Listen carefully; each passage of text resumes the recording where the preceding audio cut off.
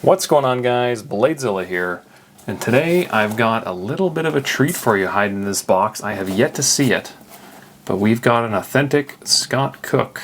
Actually, you know what? I know it's a Lochsa, but I guess there's no real writing on the inside or on the outside of the box. But hey, we've got a Lochsa to take a look at. I have yet to see one in person, and it's going to be great because I can actually compare it with the Shergorov Russian Lochsa. So this is going to be our first experience together, so let's kind of get into this.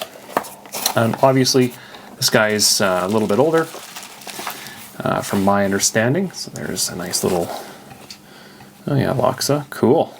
I can see a little lanyard sticking out there, nice little suede sleeve. And let's take a look at the date of birth on this, just to kind of see what kind of materials we're looking at, and we'll take a look here. All right, so there we go. We got one Lochsa in a sack, and here's the of this particular one, because they're all different, right? They're all handmade. So Lochsa, Bladezilla, I'm guessing that's, Damascus, I don't know, Damascus something, and 154. Non-typical handle style, so that means it's going to have inlays somewhere on it. 6Al4V handle material, pretty cool. That's titanium 6L4V. What else we got here? Tip up, obviously. 2006. So this knife we're looking at is almost 20 years old. We're 19-year-old. And we got a nice little signature on there and where they're from and all that. Pretty cool. And if you know anything about Scott Cook Knives, they are an absolute cult-like following. So 19-year-old knife, haven't looked at it, and we're going to get a first little taste of it here. Let's take a look. Oh my god. First things first, this is going to freak my camera out, I can already tell you, just based on how shiny this thing is. So we've got some kind of a hand satin, it looks like, all over this. Oh! Whoa. Got a pearl, it looks like a pearl inlay on the top of the back of the integral. 1, 2, 3, 4 different kind of dimples. I don't know what that material is, but that looks very gold to me. That's pretty cool. And then as I rotate this around, more hand satin throughout. Oh my god. This is a stunning knife. I'm telling you this. I haven't looked at the blade, haven't looked at anything else, haven't flicked it. I know these run on bronze washers, so it's going to feel like a Chris Reeve, you know, nice and slow. It's not going to be super, you know, Shiro action, but this thing feels solid. The size on it is super solid. Look at the bevel work. And I don't know if they're actually calling this hand rubbed satin or not. But it sure as heck looks like it. I'm thinking, let's take a look at that pivot hardware on there. Hopefully you're watching in 4K and the light's picking up all these beautiful details. Inside the box I did see a little tool. So I'm guessing that's what that tool's for, is to take this pivot hardware apart. Let's pop it around here one more time. We've got a pearl inlay on this side. Hints of white, hints of blue. Ooh, gorgeous. And that thumb stud, if I'm not mistaken, I think is actually gold. Because I remember seeing this somewhere. But I thought they used actual gold thumb studs. And notice how it's curved. And notice how it's actually contoured as well, perfectly for the knife. And then we've got a Scott Cook logo on that blade. So let's pop this guy. Oh, and there's one little dimple hiding back here. My fingerprints are already going everywhere on this. Just because it is a hand satin, it's going to pick everything up. For a 19-year-old knife, I am shocked at the condition on this. It's like next to mint, I'd say. Let's open this guy up. First thoughts. Actually, let's just show that blade. Oh, stunning. Well done. Actually, I'll argue this. That's positioned perfectly for your thumb. That's like perfect to open and close this knife. Let's feel. I've heard they click nice. Oh, can we just do that one more time? I've got a mic down in the corner here. I'm hoping it picks up how how frickin' firm this is. Wow. Solid, rock solid. So that's going to mean it's going to be a pretty late lockup. It's going to be like a full lockup probably. Yeah, there you go. Look at that. Very CRK-esque, 3/4 plus on the lockup, which is what you'd expect, right? 19-year-old knife. This is that's a solid. You know, if we kind of go back in history here, the Chris Reeve frame lock was their patent, right? They never did anything special. They never put any special material on the lockup, and this appears, from what I can see, unless I'm missing something, this appears to just be aluminum or titanium right against that blade, and it is solid. If I crack this guy open one more time, very crisp, a very well preserved example. Let's take a look at that blade. Thumb stud's gorgeous. Scott Cook. Looks to be the original edge with a mirror polish on it. Flip this guy around, take a look. And that gold thumb stud just pops right through as well. Wow. An example like this, so, you know, typically, it's funny I'm using the word typical. Typically an example like this, I'm guessing, you know, in 2025, you're probably running in the neighborhood of 8,000 to 9,000 US for this, and then the more work that's done on these pearl inlays, typically, because they call them non-typical, so when they start putting more inlays on the handle in the front and the show scale, they'll run, geez, $10,000, $15,000, $20,000 US, no problems. It just depends on the configuration as well as the blade material. So just kind of keep that in the back of your mind.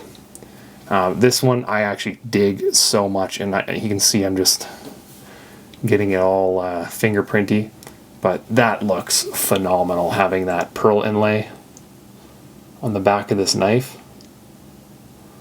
I'm kind of curious. I'm going to hit it with some light here to see if that does anything, if it pops it off like a...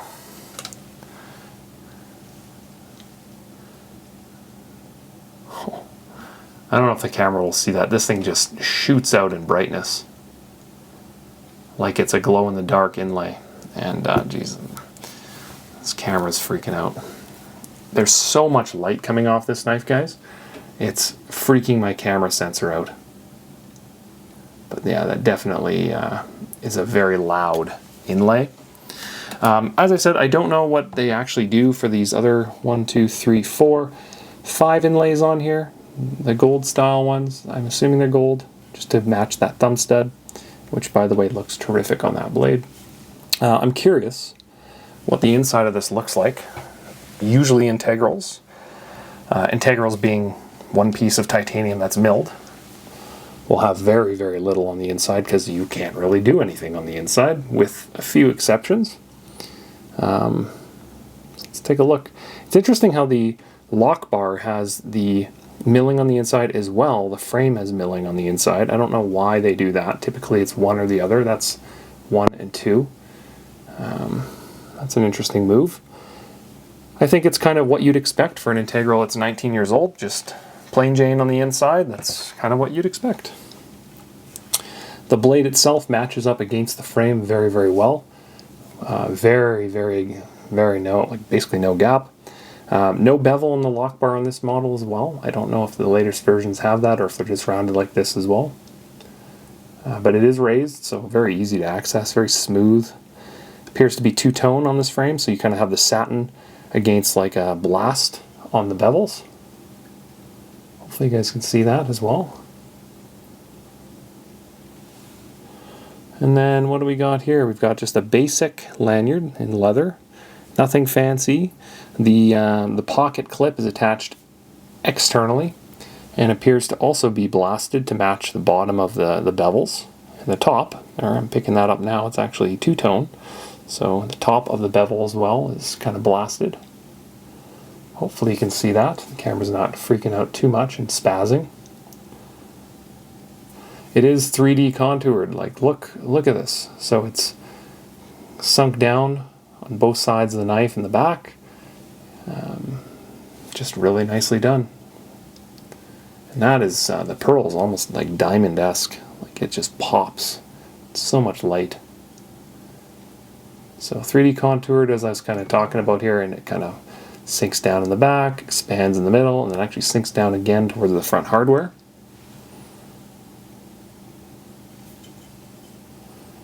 Wow. Gorgeous knife. Absolutely gorgeous. Looks good. The contourings. Contouring's great. I would like to kind of compare this with the Shirgorov Russian Lochsa, because that would be the only other experience I've had with the Lochsa. Just for food for thought. This clip doesn't give me the impression it's going to stand or balance too well. Flat, let's find out. Okay, not bad. We'll put this down here. I was expecting it to kind of tip back, but that's fine. Let's grab the Russian Lochsa. You will have seen this on a number of videos lately. Quite a bit bigger, I'd say. Overall design-wise, you can see there's been some, 20 years of improvements in milling and machining and assembly work and the Shirogorov spin on it. So it's quite a different knife overall, but much taller, a little bit thicker, a little fatter. But look at the blade design, very similar kind of drop point. No thumb studs. This is a flipper. I've done a video on this knife now, I think it was about 45 minutes, and it was probably 4 months ago, and I think this is a terrific knife. But if you look at little things like the milling on the lock bar, right? You see how it's raised, just like the other one, milling, beveling. There's a lot more technology here, a lock bar insert as well. I believe the clip was attached internally, which is rare on an integral, and it's kind of hidden in how you remove this lanyard hole. There's a screw inside there. It's just really state-of-the-art in how they kind of attach the clips. And like I said, the keyword here is it's an integral, and that's difficult to do. There is some milling on the inside of this to get a serial number on the inside. I think this one's number 52. And you can kind of see it there. Also a little more difficult to do. Just to get to do that at an angle is pretty impressive. So there's kind of the Lochsa, the Russian flipping Lochsa. And it's always kind of cool to see, the design elements. You can kind of see how it's, the lock bar is pushed out on both. You can see that gentle kind of roll to the contouring here. And then the roll in the back of the handle and that lip that goes up. Like, the design elements are all very similar, which is cool. And then I should also say the contouring on the handle. We were talking about this earlier, how it's 3D contoured. And if you look down, you can see very similar elements that are on this with a much beefier clip.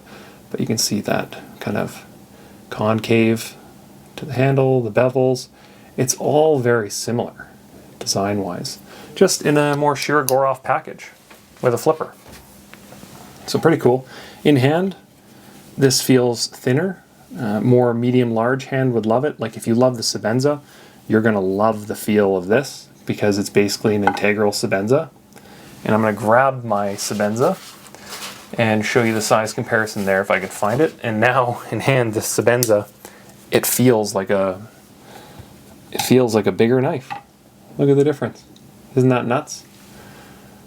Sebenza is not a huge knife. This is a 31 S45 VN, but it feels like a bigger knife. So it, like, once again shows like the tolerances when you're making a knife of this size. It's very difficult to do, let alone in an integral, let alone 19 years ago. I'd be curious to see how like a modern 2025 variety of this knife, if they've improved some of the technology and some of the milling, some of the specs, some of the materials. I'd be very curious to see that and what it's like, if it's different at all. Not that that's a bad thing. These are incredible blades. Wow. I am so blown away and so impressed on this.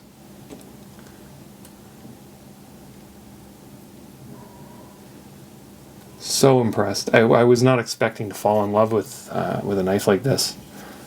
Wow, I would love to get myself one. Honestly, this is now probably at the top of my list. I'd love to get, for my own collection, just a plain Jane, probably. You know me. I talk about this in every video and how I'm a plain Jane tie guy, and maybe that's why I'm looking at this going, I just love it so much, is because it's kind of a plain Jane, right? But with some modern amenities, some pearl inlays. The pearl inlay on an integral, I've never seen that on the back like that. That's so special and unique. But I'm going to have to track one of these down because it's right up my alley. Comfortable, and I guess I should show the blade steel as well and how that, the ergonomics of it, right? We've got a little bit of jimping up here, flat top, just simple. Super simple. And a very nice selection of Damascus on this as well. Look how consistent that patterning is on this. Both sides. Very consistent. That's rare. I wonder how many they go through to select the right pattern on this knife. I'd be curious to know.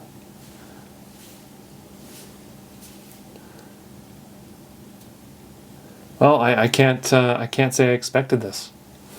I was expecting, I saw a Scott Cook knife, and obviously it's Lochsa, but I was not expecting a non-typical.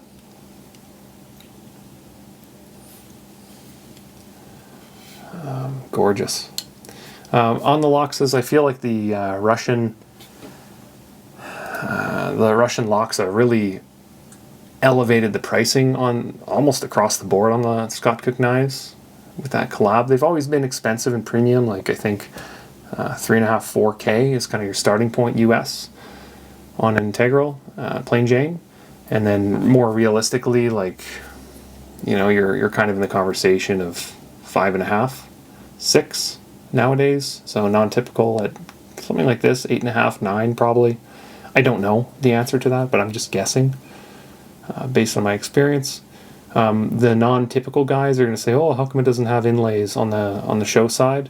But they more than make up for it on the back of the integral handle there. But keep in mind, guys, the fact that it doesn't have anything on the handle means that if it did, it'd be double the price for some inlays.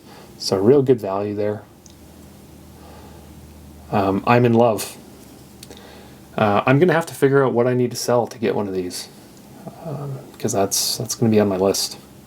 So if you have one, let me know. Gorgeous. Can you front flip them too, eh? Wow. I didn't even talk about that. There's a little tab there if you wanted to front flip it, you totally could. I don't know how popular that is, but nonetheless, you could if you wanted to. Beautiful knife. Alright, well, I'm going to leave you at that. Thanks for checking this out, and thanks, shout out to the customer that brought this one in for me and give me a chance to take a look at it. I think this is a gorgeous example of a premium knife, and really impressed. So really appreciate you on that one. And I also apologize for my camera freaking out with all this light that's being thrown around. That's not normal. It's just such a bright handled knife. It's kind of hard to show all the light that's coming off of this. Gorgeous. Okay guys, well, have yourself a fantastic week. Appreciate you stopping by and taking a look at this Scott Cook Lochsa non-typical. And I guess we'll see you on the next one. Peace.